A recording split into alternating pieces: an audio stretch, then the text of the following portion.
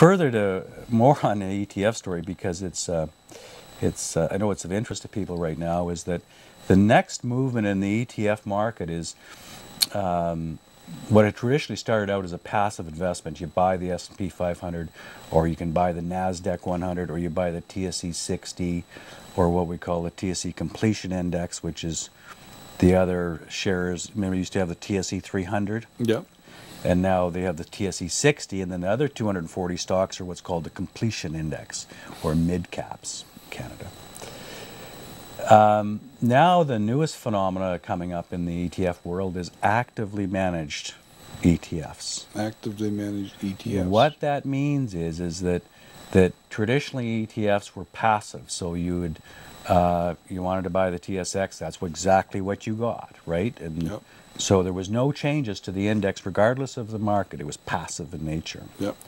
Now the latest phenomena is actively managed index, and there's firms in the US which are moving this thing forward, as well as Canada. The expense ratios are somewhat higher than the passive index costs, but they're growing rapidly in popularity because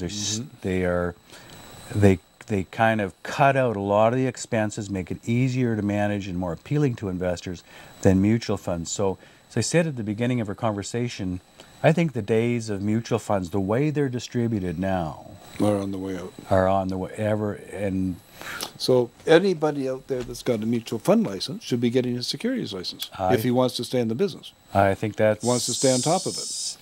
I know mutual fund. There's a mutual fund, a small company in the building I have, and I meet these guys in the elevator all the time, and it's the question they ask me all the time: ETFs. Do you do ETFs?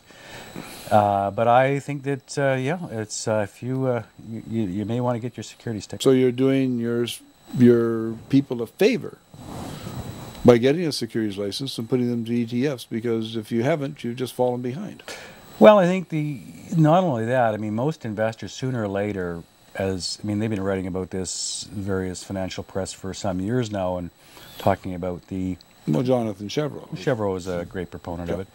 But I mean, a good example here, the stats here for the last 18 months during this bear market, new assets into ETFs grew at some double-digit rate, while mutual funds, the traditional mutual funds, the withdrawals were substantial. Yep. So it just goes to show you the superior growth of.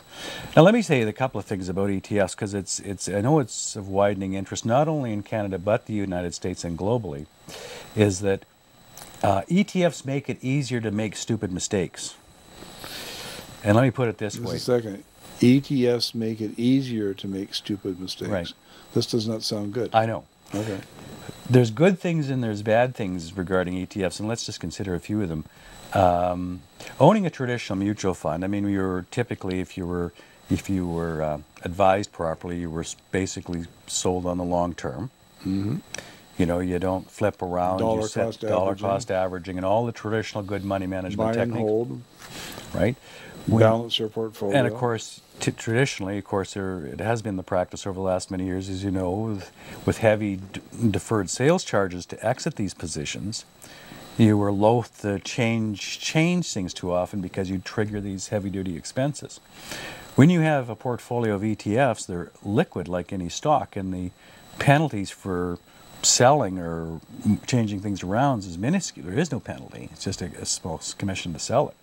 So it lends itself to overactivity, more trading, less sort of wash trading. Well, not necessarily wash trading, but market goes up 100 points, you sell it. Market goes down 100 points, you buy it. It allows you to freedom to do this, but with that goes, you can't let yourself get involved too much in that, because short-term trading, even in ETFs, is, over time, will not give you the returns that you need. Well, people buy and sell. I mean, I see such horrible.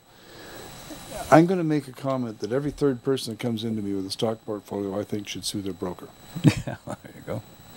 I'm serious. It's that strong. Yeah. It's that many.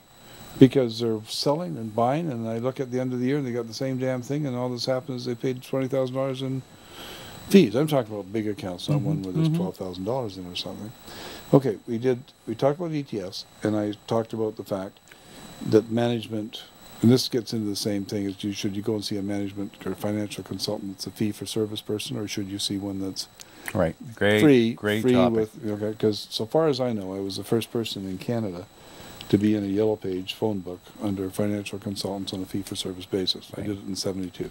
I had a mutual fund license, I had a securities license, I had a life insurance license, I had a real estate license, I had a general insurance license. I'd had them all, and I was totally frustrated by the fact that if I had a real estate license, I couldn't sell life insurance. If I had a life insurance license, I couldn't, it just drove me nuts. It didn't make any sense to me whatsoever.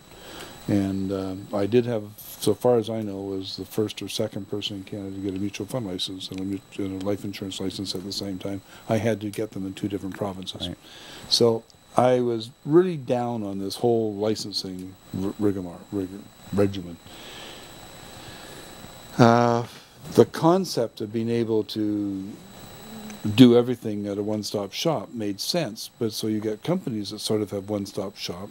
Like in '83 when I was talking to all the bank presidents and they were all talking about getting into the insurance business and then buy securities branches, they were all, every one of them, I won't bother with all the names, but every chief executive officer in Canada at every bank and chartered accountant at every chartered bank in Canada they all had a stock brokerage outfit and they all had a insurance agency type of thing they were putting together, and I was going to be a tax preparation office and was negotiating with all of them, and finally got fed up with the whole concept and went away. But the Bank of Nova Scotia opened up their own thing, and Royal RBC opened up a tax thing and so on, and they all gave up. Bank of Commerce opened up tax offices in some branches. Right. They found out the tax was the hardest part of it. It was. And the least rewarding financially, and the most problems afterwards. Anyway, Bank of Commerce and then IMO, just a little offside, had 1 year they were there. It seems to me that every single one of their clients just about got audited or got a hassle with the tax office. It was just nuts. Drove them crazy. Anyway, that's just an aside story. I keep on talking about the reporting that Americans have to do, or people that are filing a U.S. tax return have to do when they have an RRSP. And I've had 2 in the last week. 2. Not just 1, but 2. And I'm going to use 1 as an example because it was the worst. Well, the other one wasn't that much money. Fellow cashes his $50,000 RRSP in Canada. Okay? And it was an AGF fund held by the Bank of Commerce. Or CIBC Wood Gundy, I guess. And they issued a proper deal. They withheld 25% tax, etc., etc. But because the U.S. Justice and U.S. Treasury and IRS are so strong, they're making every Canadian financial institution that does something with a U.S. address reissue the paper on U.S. deals as well. Right. So the man gets his $49,000.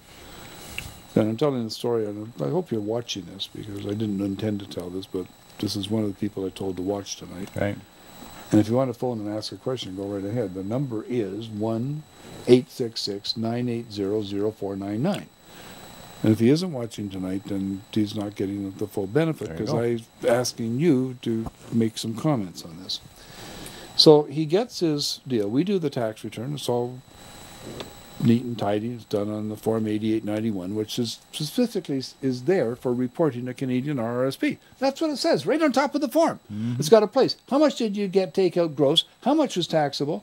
How much is left in the fund? How much was interest, dividends, what's all the rest of it? End of story. Well, the problem is that we do the form, and we do it converting on the average rate for the year. Right.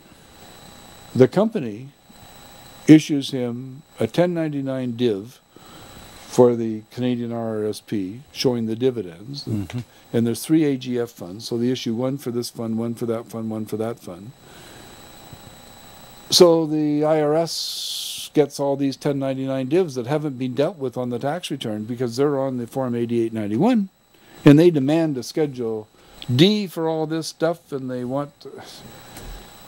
they send him a bill for as much money as the gross amount out of the fund was. Yeah. And this is where you come into place because you and I have had this conversation, and it would have been a very simple matter for the companies to say this is a duplicate. Why can't they just say, this is a duplicate issued under duress because we didn't want to be fined, and it represents the slip that came from... Why can't the companies do that?